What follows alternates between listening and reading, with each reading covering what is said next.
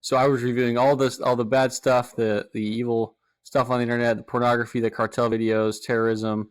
So I would delete that stuff, but I would also monitor trends in politics. And so I noticed this bias creeping in from Facebook, where anything Trump was, bad, orange man bad, and they pushed leftist ideology. So that's why I went public last year. So I filmed with a hidden camera at work for about 9 months. And so since, when I filmed, I had tons of content that I filmed, tons of examples. They all couldn't be in the video with Project Veritas. So I decided the public deserved to know the truth, all the details. So I wrote this book, Behind the Mask of Facebook. It's this book right here. And it just goes into excruciating detail, with concrete examples of how Facebook ignored their own rules on hate speech in order to favor the left, in order to protect leftist journalists, and interfere in elections on a global scale, even in the UK, in Canada, and in South America. So that's why I wrote the book. I just, the public, the global public needs to know. I was going to say global citizens, but that sounded kind of like 1984. but people need to know around the world what's going on at Facebook behind closed doors. Yeah, I mean, the Mark Zuckerberg isn't exactly the benevolent overlord that I hoped for. But most people, and I think we sort of mentioned this the first time we spoke, but a lot of people would consider what you've just said to be wrong, right? They would say, no, Facebook is always pushing like right-wing news sources. People often highlight how popular and how high up the rankings and like search things that people like Ben Shapiro come in. I see he's often someone cited. So why are they incorrect in your mind? Yeah, so there people like Ben Shapiro do exist on Facebook, and they're popular. So I just think I have more than 30 examples. So, and there's even politicians here in the United States who claim that there is no bias against right wingers on Facebook. I mean, one example stands out to me. Now, there was a far right senator in Australia named Fraser Anning who got attacked by a kid.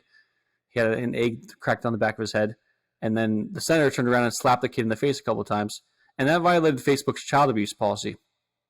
But Facebook made a newsworthy exception to allow child abuse because the whole video showed the senator being humiliated. And then we have examples of where Facebook, deleted viral videos of Trump supporters being attacked that would have created sympathy.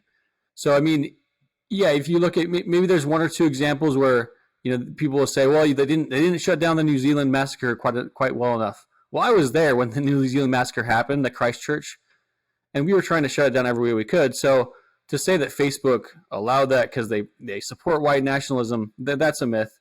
I mean, they have policies against white nationalism, but they also have policies against, attacking straight white males. But then they allowed attacks against straight white males on purpose, and they let Don Lemon say white males are terror threats in violation of the hate speech policy.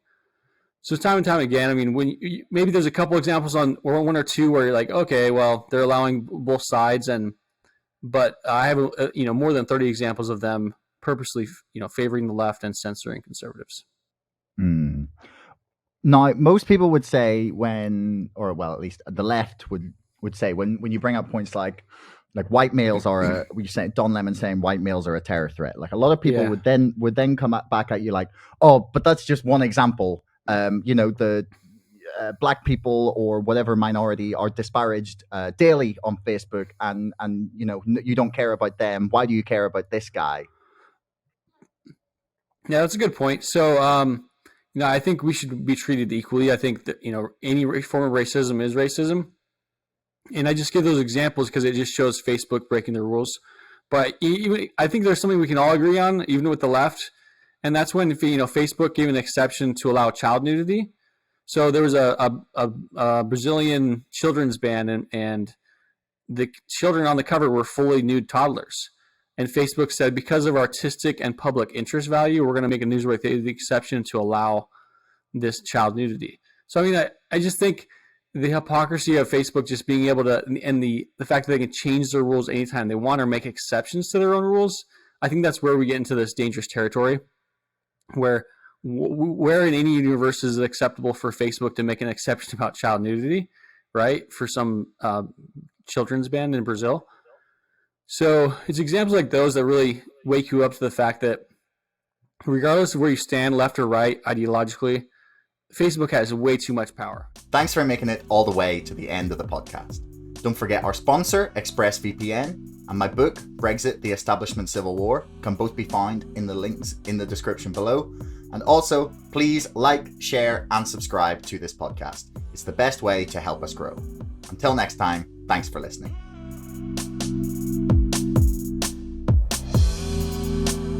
Screw the hedge funds. You can make as many rules as you want, but if there's no teeth behind them, what's the point? Well, like Citadel is potentially just gone in a few months. It feels like financial institutions, that they are all laughing at us by buying GME. Screw the hedge funds. Like, I will lose my entire investment if it brings them down. Why on earth, last May, could you buy the entire company for $200 million? What's been happening on Reddit and in social media and in the marketplace has never been seen before. I argue that nothing is off the table. There is nothing off the table when dealing with the volumes of money in something as big as the United States stock market. The hedge funds have clearly underestimated a group of people raised on Friday night World of Warcraft raids. Dark pools, they're another mechanism to manipulate and cheat. Mainstream journalists don't say these things for a number of reasons. One is their sources are the people that I'm talking about, and so they can't call somebody a crook. Superstonk and the other communities that have emerged are a hive mind, the likes of which we have never seen before. It's madness and brilliance, insanity and genius all rolled into one. It's very possible that Citadel will be gone in a few months. And not just Citadel, but the entire financial system has the potential to come crashing down. These crooks continue to gamble recklessly with the world economy, and this could be the moment that they finally get their justice.